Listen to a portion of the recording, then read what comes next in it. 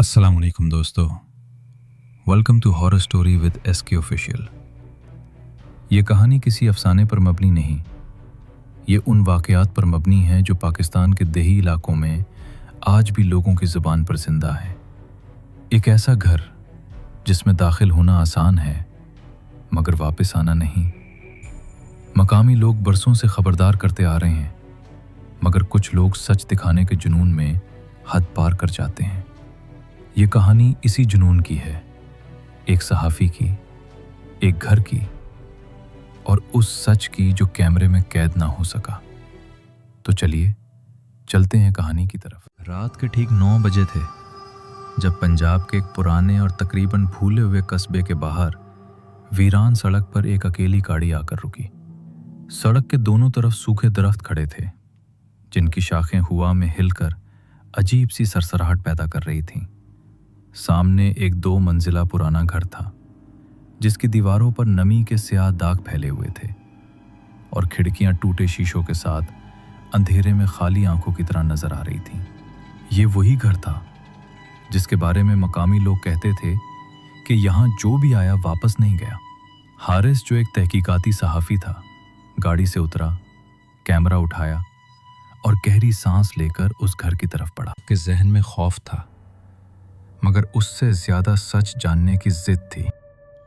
हारिस ने घर के लोहे के गेट को हाथ लगाया तो जंग आलूद दरवाजे से तेज चरचराहट निकली जो खामोश रात में बहुत दूर तक सुनाई दी। गेट खुलते ही अंदर का सहन नजर आया जहां घास और झाड़ियां बेकाबू हो चुकी थीं। जमीन पर जगह जगह पुराने बर्तन और टूटे हुए सामान के निशान थे। हवा में अजीब सी बासी बू थी जो सांस लेते ही सीने में उतर रही थी। हारिस ने मोबाइल की टॉर्च ऑन की और कैमरा रिकॉर्डिंग पर डालकर धीमी आवाज में बोलना शुरू किया ताकि हर लम्हा महफूज हो सके। जैसे ही हारिस ने घर के अंदर कदम रखा, एक ठंडी हवा का तेज झोंका उसके चेहरे से टकराया। बाहर गर्मी थी मगर अंदर का माहौल सर्द और बेजान था। उसने चूक कर पीछे देखा तो गेट खुद ब खुद बंद हो चुका था। बंद होने की आवाज ऐसे आई जैसे किसी ने जानबूझकर आस्तगी से दरवाजा बंद किया हो। हारिस का दिल जोर से धड़का और उसके हाथ कांपने लगे। उसने खुद को संभाला और आगे बढ़ने का फैसला किया। घर के अंदर पहला कमरा वसी था मगर वीरान। फर्श पर गिर्द की मोटी तह जमी हुई थी और दीवारों से प्लस्तर उखड़ा हुआ था। कमरे के एक कोने में पुराना लकड़ी का सूफा पड़ा था जिसके गद्दे फटे हुए थे। सामने दीवार पर एक बड़ी सी तस्वीर लगी थी जिसमें एक खानदान खड़ा था। सबके चेहरे संजीदा थे और उनकी आंखों में अजीब सी खालीपन था। हारिस ने महसूस किया जैसे वो सब उसे गौर से देख रहे हैं। हारिस तस्वीर के करीब गया और टॉर्च की रोशनी उस पर डाली। इसी लम्हे तस्वीर में मौजूद एक शख्स की आंख बंद होती महसूस हुई। हारिस ने घबराकर पलकें झपकी और दोबारा देखा तो तस्वीर वैसी ही थी। उसने हंसने की कोशिश की मगर हंसी उसके गले में अटक गई। उसके दिल की धड़कन तेज हो चुकी थी और पसीना पेशानी पर आ गया था। अचानक ऊपर की मंजिल से कदमों की मध्यम आवाज सुनाई दी।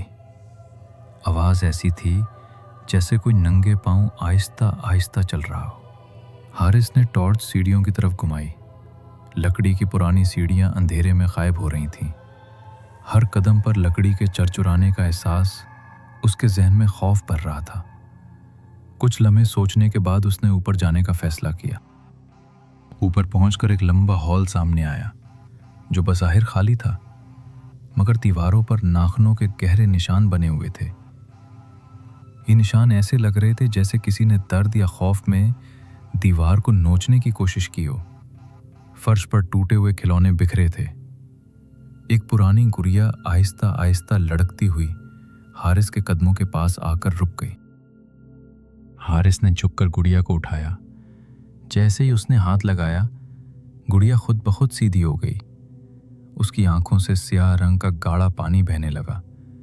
हारिस खौफ से पीछे हटा और उसका कैमरा हाथ से छूटकर जमीन पर गिर गया। कैमरा रिकॉर्डिंग पर था और हर आवाज महफूज हो रही थी।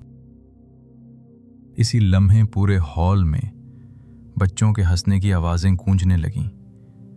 आवाजें दीवारों से टकराकर वापस आ रही थीं मगर वहां कोई नजर नहीं आ रहा था। हारिस ने चीख कर कहा कि अगर कोई है तो सामने आए। जवाब में बच्चों का कहका और तेज हो गया। उसके कान बजने लगे। हारिस जान बचाने के लिए नीचे की तरफ भागा। जब वो नीचे पहुंचा तो उसने देखा कि सामने वाला दरवाजा गायब हो चुका था। जहां दरवाजा होना चाहिए था वहां हमवार दीवार थी। उसने दीवार पर जोर से हाथ मारा, मगर वो ठंडी और सख्त थी। उसके अंदर खौफ फैल चुका था। अचानक पूरे घर की बत्तियां एक साथ जल उठीं। हालांकि यहां बरसों से बिजली नहीं थी। सामने हॉल में एक बूढ़ी औरत खड़ी थी। उसके बाल बिखरे हुए थे और आंखें बेजान लग रही थीं। उसने हारिस को देखकर हल्की सी मुस्कुराहट दी जो खौफनाक थी। बूढ़ी औरत ने भारी आवाज में बोलना शुरू किया।